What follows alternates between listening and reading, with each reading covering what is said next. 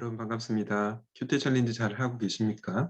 어느덧 다니엘 5장으로 넘어왔는데요. 5장 1절에서 12절 말씀, 하나님 외에 그 어떤 것도 안전하지 않습니다. 라는 주제로 생각해 보도록 하겠습니다. 오늘 본문에 보면 느부갓네살 왕의 후계자인 벨사살 왕이 나오는데요. 다니엘 5장 2절에 벨사살 왕이 술을 마시면서 흥청망청 이렇게 삶을 살아가는 것을 보게 됩니다.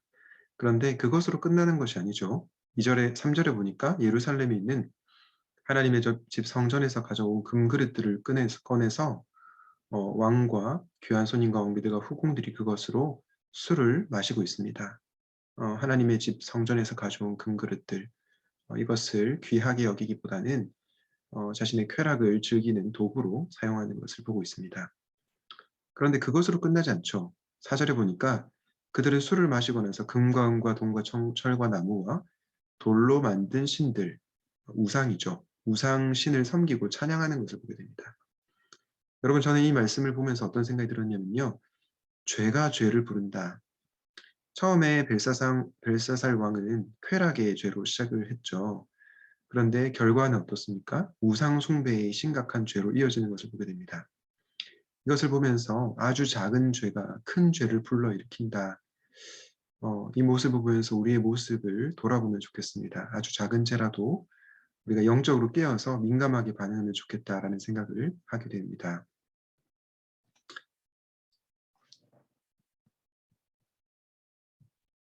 어,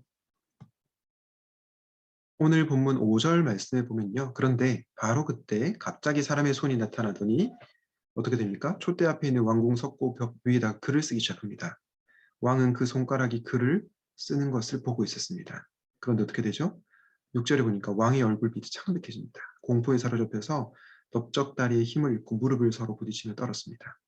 그리고 왕은 이 손가락이 글을 쓴 것에 대해서 어떤 의미인지를 해석하려고 했는데 해석 못하죠. 그래서 9절에 어떻게 합니까? 벨사살 왕이 크게 낙심했습니다. 얼굴빛은 변했고요. 손님들도 당황하게 되죠. 여러분, 이 왕이 손가락으로 글을 쓰는 것을 해석하지 못하자 어떻게 됩니까? 얼굴빛이 창백해지고 부들부들 떨면서 크게 낙심하게 되는 굉장히 연약한 모습을 보게 됩니다. 그가 술을 마시고 쾌락적인 삶을 살아갈 때는 그리고 자신의 권력과 또 지위로 인해서 안전하다고 생각했던 그 벨사살 왕이 사실은 자신이 의지하고 있었던 것이 거짓 안진이라는 것이 들통나게 된 거죠. 이런 모습이 우리에게도 있지는 않은지 한번 돌아보면 좋겠습니다. 여러분, 벨사살 왕이 의지했던 것은 무엇입니까? 그는 그의 승리가 거짓 신들의 호의와 보호 때문에 이루어졌다고 생각했습니다.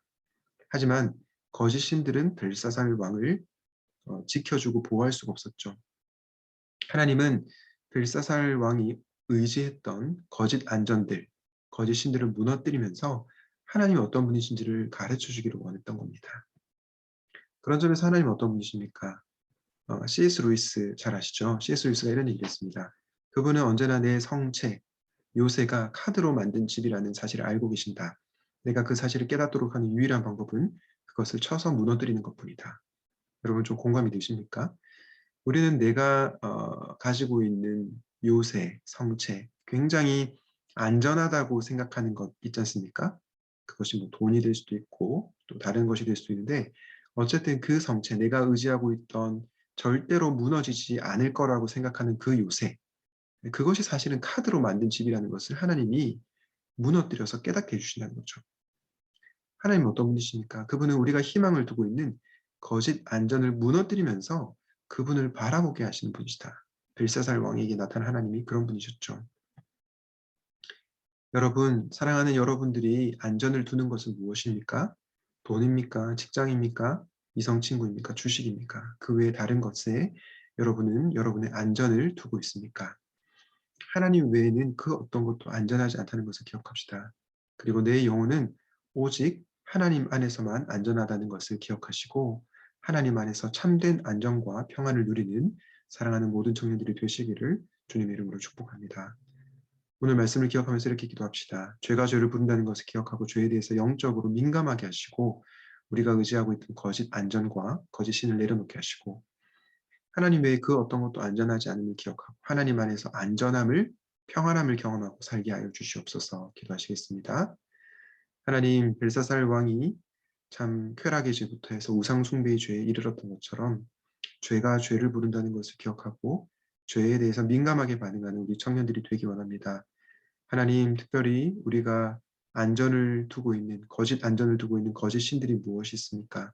그것을 내려놓게 하시고 오직 하나님 외에는 어떤 것도 안전하지 않다는 것을 기억하게 하시고 하나님 안에서만 우리의 영혼이 안전하다는 것을 기억하며 하나님만 바라보며 그분 안에서 안전과 평안함을 경하는 모든 청년들 되게 하여 주시옵소서. 감사드리고 예수 그리스도 이름으로 기도하였습니다. 아멘.